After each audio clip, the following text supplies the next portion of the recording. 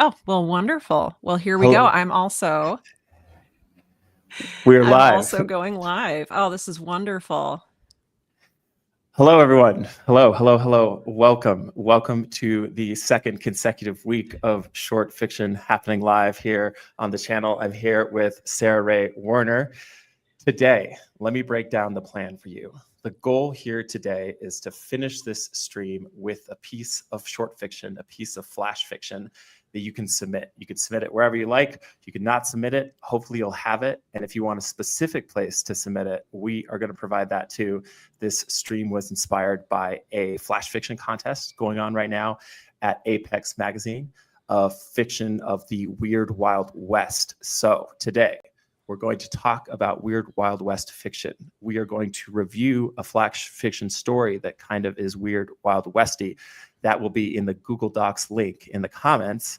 And then we're actually going to write. So Sarah and I are coming in without drafted material today. We are going to write. We're going to share some resources for historic newspapers for inspiration. We're going to riff about this genre.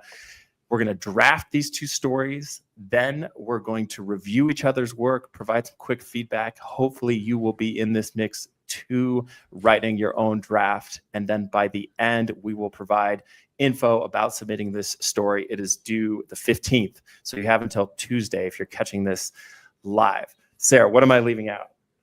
Well, I am hearing 10 of you right now.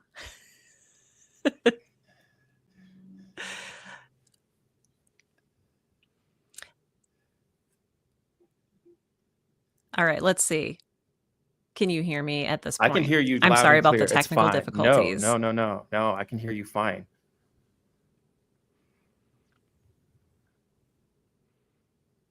I'm going to keep talking. Sarah here, we know each other from the podcasting fiction space. Sarah and I met at the Austin Film Festival. That's how we met.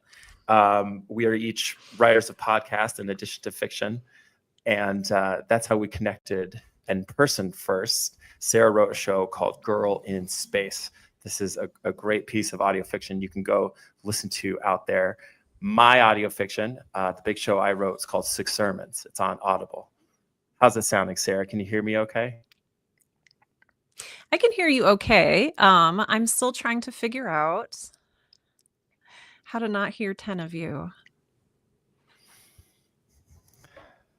Can you vamp for one more second? Yes, I love vamping. Okay, I apologize. This will give vamping. people time to come in and yes, come in, and if you know anything about Weird Wild West fiction, if this is your jam and you're here, let us know in the comments, because this is relatively newish terrain for us. I think Sarah and I have some exposure to this genre, but if you saw this thumbnail and you're like, oh my God, I love Weird Wild fiction, we want to hear from you in the comments about any kind of recommendations that you might have. That will definitely be particularly useful.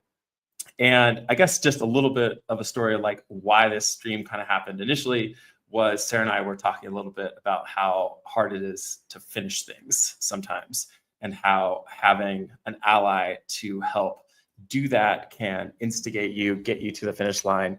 And so that's part of what today is about, is just saying, hey, look, this is like 800 words. This can be done. This can be finished. And if we just set a date, 11 a.m. Friday, July 11th, then maybe we can finish a piece of short fiction in time to submit and have something, make something. How's that, Sarah? Hey, Roberto. Hola, amigo. ¿Qué I'm tal? still hearing 12 of you, and it's probably a issue on my end here. Let's see. That's so weird. Can you hold on one more second? Yeah, of course. And I am very sorry.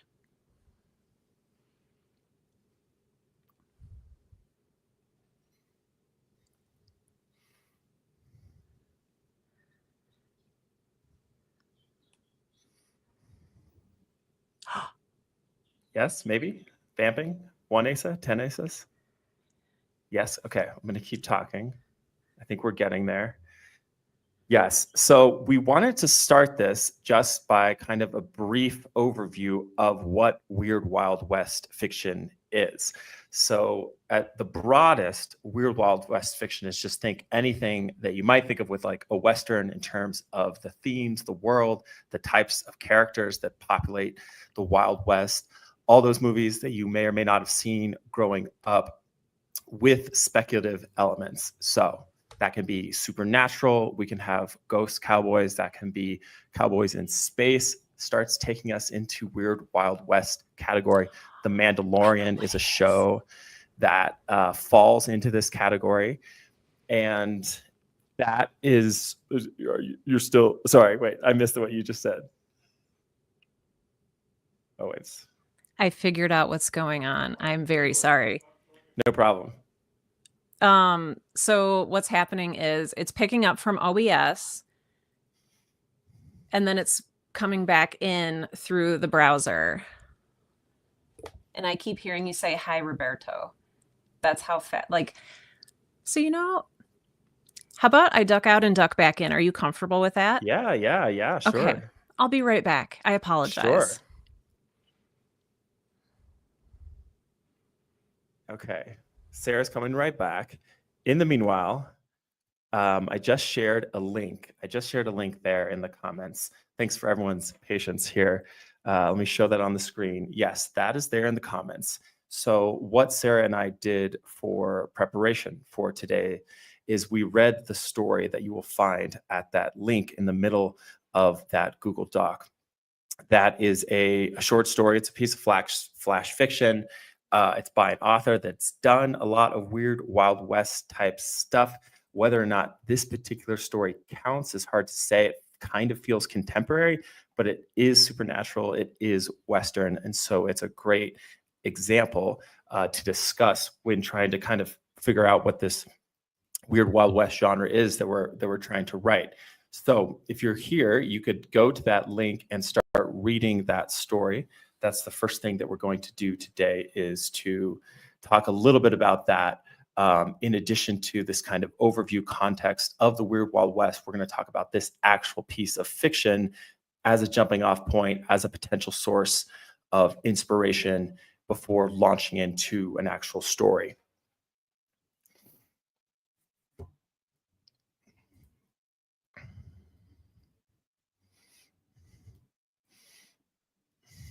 And in the meanwhile, I'm going to give Sarah just a second.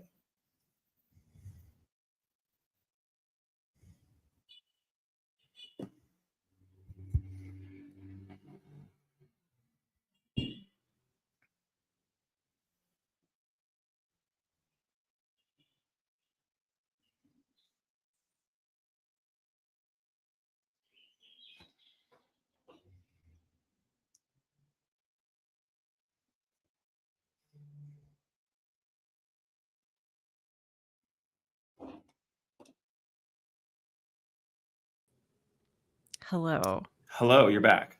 I'm back. I can How's hear it sound? you. There is one Yes. of you. Okay. Are we in business? We're gonna double find out. All right. We should be back. Amazing. Oh, I love this. Okay, there's only one of you. There's one of me. I apologize to everyone. Hello. You're here. That's all right. I did my best with the vamping. 100 people came in while you're gone. They've all left. But that's how. So it goes. So it goes.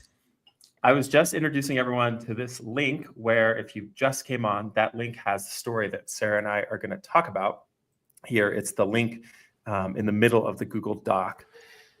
And yeah, Sarah, I think the next thing we can do is jump into this story. Tell me how you ran across this story. Tell me what you like about it. So initially, I ran across this story because you introduced me to everything new that's going on today in flash fiction. So really, thank you.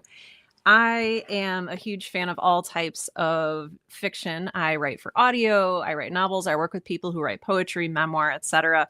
I only work with a few people who write flash fiction, and so you sharing the Nightmare and Lightspeed magazines with me. I'm hearing that I have no sound. I can hear you. Hello. Can you hear sound now? Yeah. Can you hear sound now? People Yes. on chat are telling me I Oh, have no sound. shoot. How about now? Okay, good. Okay. You know, a rough start, a rough dress rehearsal. This isn't a dress rehearsal.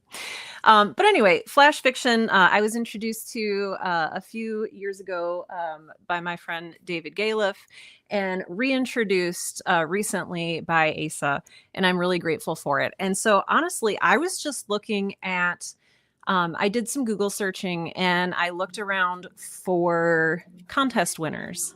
And since we're submitting to a contest together today, I thought that that would be an appropriate pool to draw from. And I found a lot of different things. I looked at a few different magazines, but ultimately I settled on this one.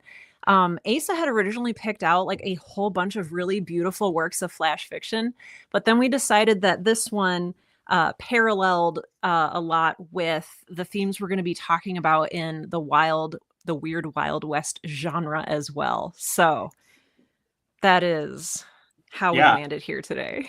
Yes, yes. And so I read this story this morning. The story is There Are No Monsters on Rancho Buena Vista by Isabel Cañas. And let's say, okay, I mean, this story is an adaptation of a folktale. I'm just going to read this little bit about the story. Again, this is in the Google Doc. There's the link to this so you can kind of follow along. But a note from the author here, she says, in Folktales of Mexico, I read a story about a man who discovered that his wife was a monster. Any night the man was away, the wife stripped away her skin and flew through the air as a skeleton, terrorizing the people of the town and stealing infants to eat. To defeat her, the man poured salt on her abandoned skin, thus killing her and saving the town. I thought about who was the true monster of the story, then took the story's skin and turned it inside out, so to speak. Yes. So putting you on the spot here. Yeah. General, like what's the paraphrase? If you had to paraphrase this story for folks who are just like driving right now and can't read it, what's the story about? So the story is sort of told from the point of view of a man who is in love with this woman, Rosario. And please let me know if I am pronouncing anything incorrectly. We'll do our best. Oh, perfect. And it's one of these things where the structure and the story of the piece are really intertwined. And so the title of this piece is also the sort of the refrain that comes in at the end. And so Rosario is being suited by or being dated by Beto, Antonio's cousin. And Antonio is telling us the story here. He is sick with jealousy. He starts following around Beto's, I guess, I don't know if it's fiance or just girlfriend at that time. But her name is Rosario, and she leaves in the middle of the night. She covers her hair and face. And so it's, she really wants to make sure she's being hidden. And it says she crosses the rancho bat-like with unpredictable looping routes, but Antonio was always watching. And we get the sense that Rosario knows that Antonio is watching her. We get a hint that her temper is, sort of ebbing and flowing like a tide. And then finally, Antonio wants to catch Rosario in the act of cheating on Beto. And Rosario ends up seeing him. And it says, once she sees him, his heart stops. She lifts her nightdress over her head. He thinks he's in for a scandalous treat. And then something horrible happens, and it's wonderful. I was initially drawn to the story. It reminded me of a movie called Mystics of Bali, which is about a woman's head and internal organs that separate themselves at night and fly around the village. And this seemed to be in sort of a similar vein. So what happens is her flesh splits in half. And you can tell this is the part I get excited about. I'm like, oh, set up. I'm like, well, this is the cool, like, gory stuff. And basically, her skin peels away and it leaves a silver skeleton.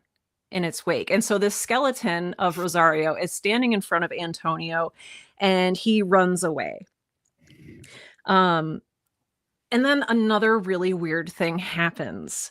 And again, this has maybe some biblical overtones or maybe not. I'm not super versed with a lot of like Mexican storytelling. But basically, what happens is they say that they need salt. And I'm assuming that is because salt is a purifier. Salt is something that you would use in an exorcism or, just purifying something. And as Antonio turns around and watches her, sort of like Lot's wife in the Bible story, he begins to foam at the mouth. And it turns out that the foaming at the mouth is made of salt. And Asa, at this point, if anything I'm saying is different than what you read, let me know, because a lot of this is very poetic. But eventually, he is replaced by a pillar of salt. And there is this really, I'm just going to read this. A statue of salt stood in the pale sunrise. Some beautiful alliteration there. A pillar until a breeze from the east lifted it and it crumbled gently to the earth. And so his family, his brother Beto, they hold a funeral around this pile of salt. And what they assume is, despite seeing that it's salt, they're like, okay, well, he was foaming at the mouth. We have to check everyone for rabies because, going back to the title of the piece, there are no monsters on Rancho Buena Vista. And we close on like a little bonus scene, and that is of Rosario. She sat demurely on the patio with her sisters, needlework gilded by quiet morning. She lifted her head, smiled coyly at the oaks by the creek, and returned to her stitches. So, Yes. all of that with me telling it, this is a flash fiction piece. It would have been shorter to read it, but we did not want to infringe on anyone's copyright. So, if you get a chance to read the story yourself, I really encourage you to do so. It is beautifully written. Yes, it's a great story. It's right there in the link. I just popped it up again. If you're hopping on, that link goes through what we're talking about today, and also has the link to that story. What we're doing now is talking about this particular story in terms of an example of flash fiction and what is working about it. And I guess for me, what impressed me here, and something that we can kind of take note of, is really how far you can go in one story. Like, this story really does have a whole arc, which is like, this guy, we start with a clear goal. He wants to end this affair that he's not part of. Yeah, I know. Tracks her down, and he pays the price at the end. There's like the big twist. She takes off her skin in the middle of the story. And by the end of the story, we're at a funeral for, the speaker of the poem. Right? Is that how? That's it, right? Yeah. And Rosario looks on, just peacefully. This beautiful, serene, pastoral, like very feminine image of her, doing her needlework in the sun. And I was really intrigued by this story just because of a lot of those images that I think we'll get into. But before we even go into that, I really appreciate your point about this being a full story arc. I think that's one of the most difficult things. Oh, let's see. Can I get the link? Oh. Let's see. Yes, I have the link. Sorry about that. Someone just asked in the chat here for the link to the documents. Okay. Let's see. I'm trying to figure out how to do this on two different computers. You know what? I think if you're on YouTube, you know what? I apologize. I don't know if I can do that right now without backing out of the program. I'm very sorry. The name of the story, if you want to Google it in another tab, is There Are No Monsters on Rancho Buena Vista. And it's a Nightmare magazine. Cody the writer. Hi, Cody the writer. I'm so glad you're here. Gosh, I feel starstruck. You're one of the first people I discovered on YouTube, and I was like, oh, this guy's doing it. This is so cool. Thanks for being here, Cody. Well, that's fantastic. Yeah. So what else can we say about this that will serve us here? So the thing that I was kind of looking to say is that there is a full story arc here. And for me, when I write shorter fiction, it's always difficult for me to write a full story with a beginning, a middle, and end, with conflict, with tension, with a character arc. And all of this in under 1,000 words just stuns me. It's very easy for me to instead write prose poems or to write vignettes, which are word pictures, and they can be beautiful to read and they can evoke emotion, but they're not really that full story with the beginning, middle, end, character arc, plot, etc. So as I was looking through stories, I was really looking for something that had that full story arc, and it's so compacted and yet it's still so effective. And I just thought that was really beautifully done. Totally. Yeah. And I think it's a good example for this particular context. So, Cody, anyone else who's here, we're going to target this workshop around a specific contest that's due Tuesday. And it's a flash fiction piece called Weird Wild West Flash Fiction at Apex Magazine. And I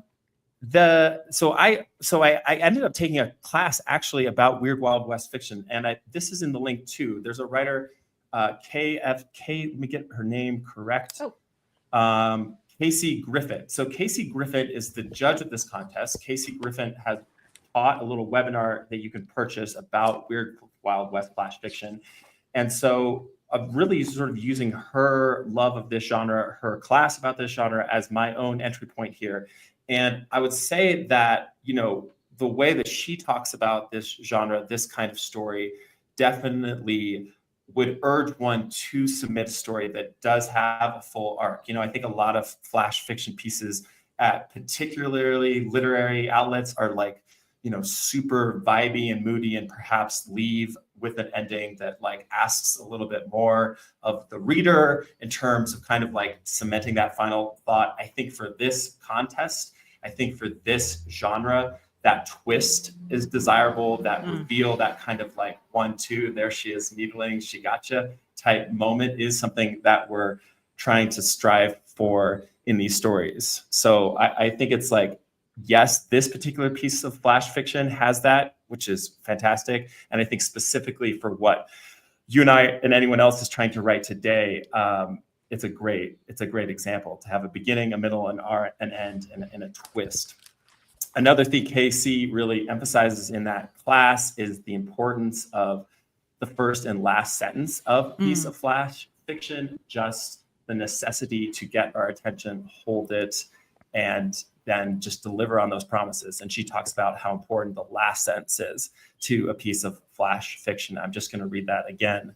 She lifted her head, smiled coyly at the oaks by the creek, and returned to her stitches. So it's just sort of this like wicked celebration of this woman's triumph over the dogs that are men in her world. So yes. Great. Okay. So I think now should we try to write something, Sarah? I mean, let's talk a little bit about the genre, your sort of sense of the genre, just so that we can kind of provide an overview for folks who are coming to this video. Like what is, I talked a little bit about it during my pained vamp, but like, let's hear it from another great smart writer. What is Weird Wild West fiction? Oh my gosh. Well, your vamp was wonderful. I heard it 12 times in one ear because I was having audio trouble. But as Asa explained earlier, Weird Wild West is one of those wonderful mashups that we're experiencing a lot of in a lot of different genres. Like romantasy is romance and fantasy. The Weird Wild West is often a mixture of horror and the Wild West, or fantasy and the Wild West. What you'll see is sort of tropes from both genres. And so there's a lot of the aesthetic with the Western. So you'll see people wearing dusters, they're carrying 6-shooters, they're entering saloons. But you'll also see maybe vampires or a UFO in the desert, or it can be very playful. I remember years ago a movie came out called Cowboys and Aliens, and that was really the first time I was exposed to this genre. And then I was introduced to Firefly, which I believe you mentioned already. And it's become only increasingly popular. I know you mentioned The Mandalorian earlier. And Tim, my husband, and I just watched Sinners earlier this week, which was, I don't know if necessarily Western because it takes place in the South, but it had that feel to it. It had that feel of a Western. I feel like it's easy for us to define what makes a horror, like, oh, scary monster, or feelings of isolation or madness. The Western genre is like a lot more narrowed down, I think. The themes that you'll see in a Western are often themes of man versus nature. You'll see a lot of themes dealing with colonialism, just based on historically what's happened. You will also see a lot of I was going to say man versus nature again. But you'll see a lot of solitary champions, I guess, the lone gunman, the Clint Eastwood hero who saves the town. And so there's a lot of these tropes, and it can be really fun to mix and match different tropes. And so you have the the big desert with the cow skulls, and you have a lone rider riding across it, and then that lone rider peels off its skin and it's a skeleton. No, I just got that from the story we just read. That's not creative.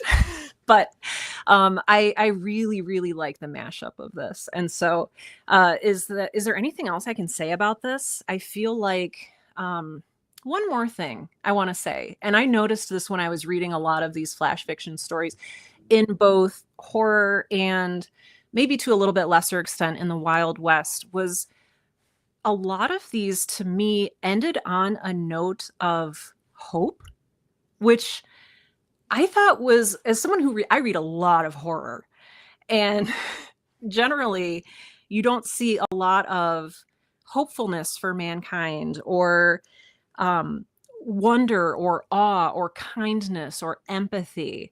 But the stories that I read out on Nightmare, and then a lot of these other pieces have a real sense of empathy to them. Like, we empathize with Rosario in this short story.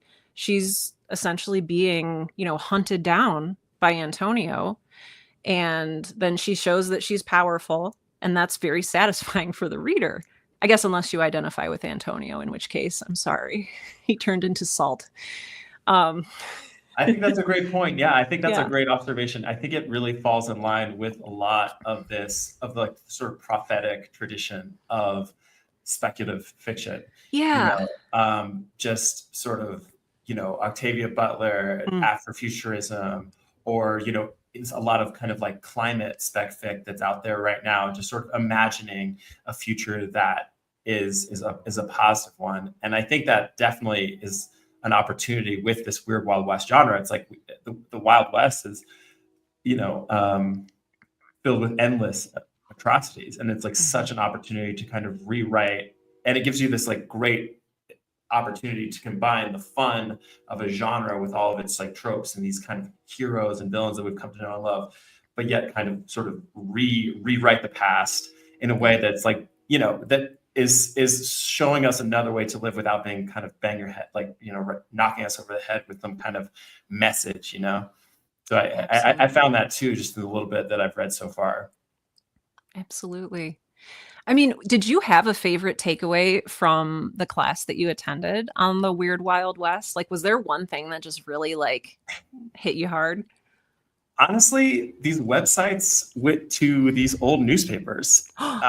So okay, yeah, everyone, we'll put these in this little class that we took about the Weird Wild West, or I took at least, and told Sarah about. It provides these links. I'll just start putting. I have one here sitting in front of me.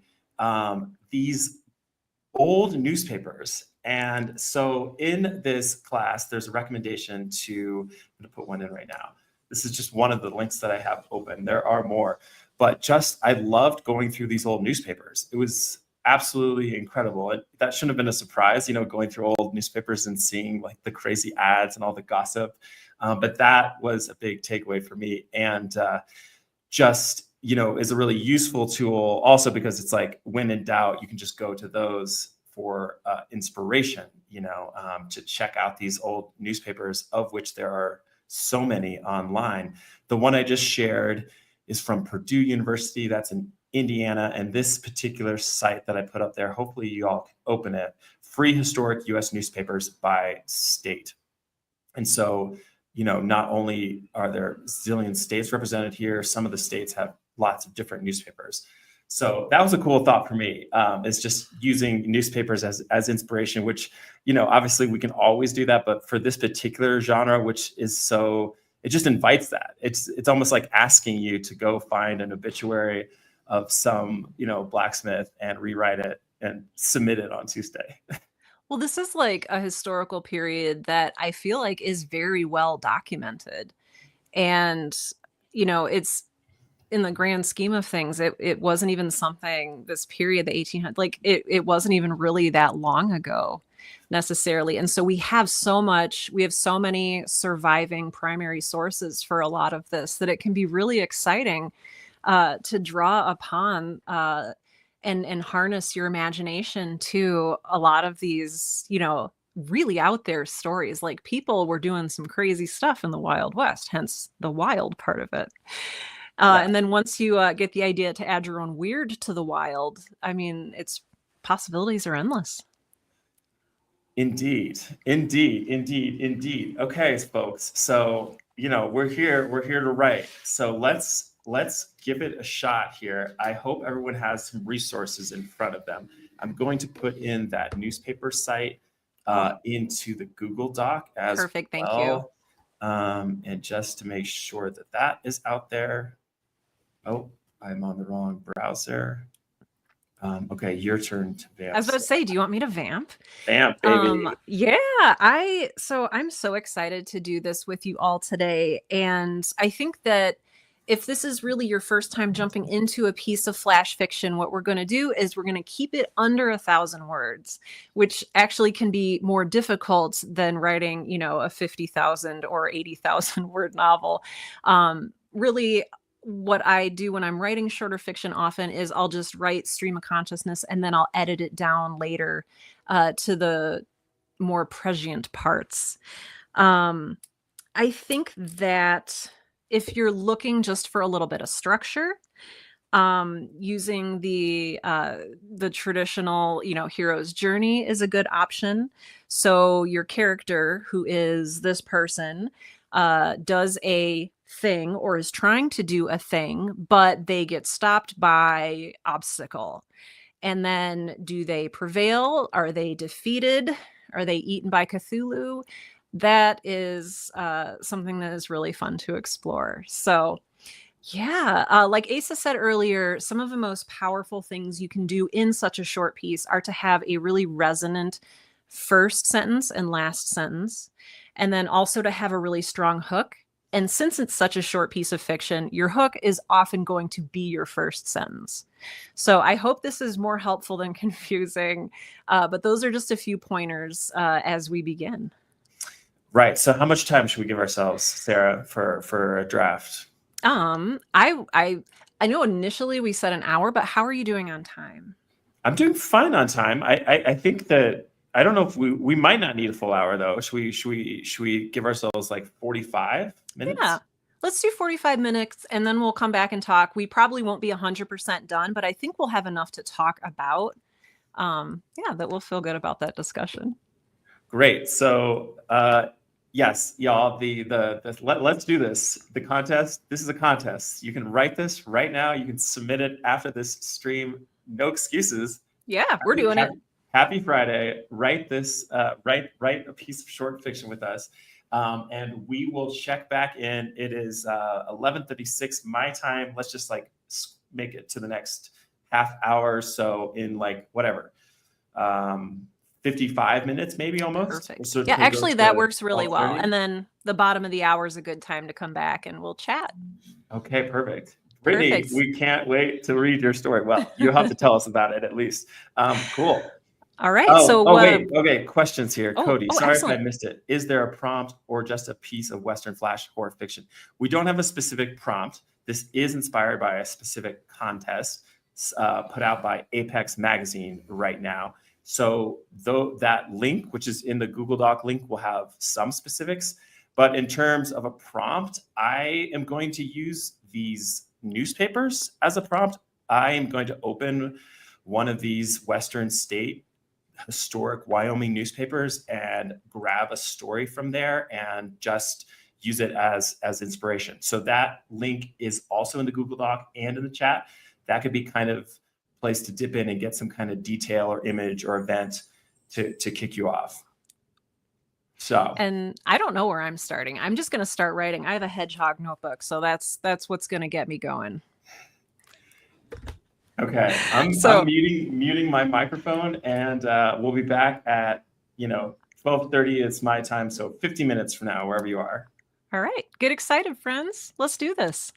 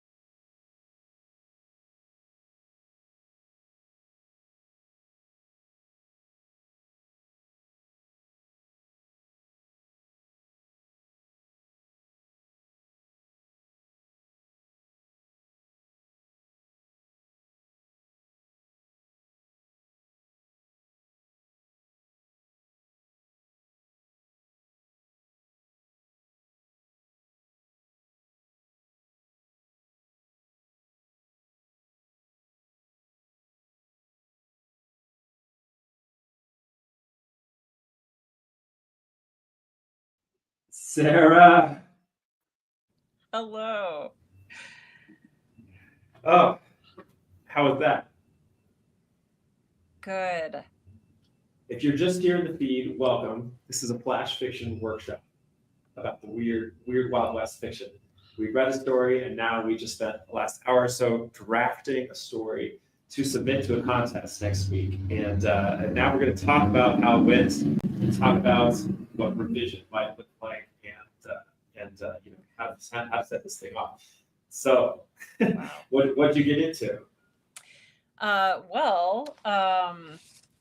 was the fastest hour of my entire life. So next time I'm stuck in a waiting room or on a flight, I'm going to write some flash fiction, and then everything will go quickly and be gone forever. So it went really well. I'm a hand writer, so I had a little notebook here, and I hand wrote three. Oh, you hand wrote too. I love that. I hand wrote 3 little pages in here, and I think I'm 3/4 the way done. I think that's how far I got. How about yourself? About the same. It's the last sentences are kind of like falling on themselves, and we're getting to the end. I didn't finish it, but yeah, I'd say about the 3/4 mark. I also, I don't know. It's strange. I wrote a lot of lead up, and then I have this like twist I'm going to put at the end, but like as it exists now, there's no twist. So I don't know how interesting it's going to be, but I'm excited to share. Well, I am going to share. So I hope all these links are working in the comments. I'm going to throw in, I just picked out a random year of a random newspaper, and that got me to this link that I just put here in the chat. And so is that link opening for you, Sarah? Let me find out. Let's see. How can I click on this link? Oh, I'll do it over here. One moment. Right. So this is through that Purdue website that has all the old newspapers. I just went into the like sort of search feature, and I put keyword horse, for the years like 1850 to 1900. And this is like what came up, and I found this article. And so if you're just listening, I'm just going to read this article that just came up and ended up in my inspiration. Modern witchcraft, all caps. Some queer examples of it found in England. Strange revelations through the demise of a purported wizard. Absurd letters from simple-minded folk. So if you needed any reassurance that newspapers of the old Wild West could be inspiration, look no further. So yeah, I read this article. So my process was I read this article, which was about this con man, Billy the Piper. And that's such a good name. I know, right? I don't know how this ended up in an Oregon paper, because it's like reporting on the exposure of a fraud over in England. But so the angle I took here was that so the article is exposing him as a fraud, and so I wrote a letter to the editor from someone who's like, "How dare you besmirch this great man? He's not a fraud. In fact, this is no hoax. He's amazing at what he does." And she goes on to share this time that he cast a spell on her behalf, and that now that she has had him cast a spell on the letter that she's mailing to the editor to hex the newspaper for its terrible misdeed and whatever, scandalizing his reputation. This is amazing. It's kind of amazing. It might be bad, but I do think that the form does invite this kind of zaniness. The one collection that writer, Griffith, I want to say her name is again, who taught the class, Casey Griffith. So folks, Casey Griffith, this is a Western writer. She is judging this competition. She's a big writer in the space of the Weird Wild West. She's given a webinar about it. And she brought up a book to read called The Good, the Bad, and the Uncanny, which is a collection of Weird Wild West short stories. And one thing that I discovered reading that was zany really is just encouraged. Like, if you can kind of take the story and make it even sort of more surprising and weirder than you might think, then that really suits this world and this landscape and this genre. So I kind of just went for that. I don't know if it works, but it's definitely fun to write, which is that was always a win. That's fantastic. That's fantastic. So yeah, what can I do? Do you want to sort of talk a little bit about do you want to read an excerpt, anything like that? Oh, Brittany, 395 words? Heck yeah. Cody says that Cody mentioned was that this was this past hour, this past hour win for him. Well, let me just ask you this for everyone watching. We've got a few days before this contest. What is your what's your next steps here? Like, what does finishing the story look like for you? What does revising it look like for you? Let's see. And that was for me. Yeah. Okay. Well, and I guess chat can also feel free to answer. But yeah, so for me, I have a terrible habit of like when I write something, I will then go back and reread it and edit as I go. But I don't necessarily want to do that this time. I would like to go ahead and just not even look at what I've already written. I would like to just start right here, right where I left off, and continue on with where I thought the story was going. I think that then I'm going to count the words, just see where we are. I think this is definitely already way under 1,000. I don't even know if I'm at 300 yet.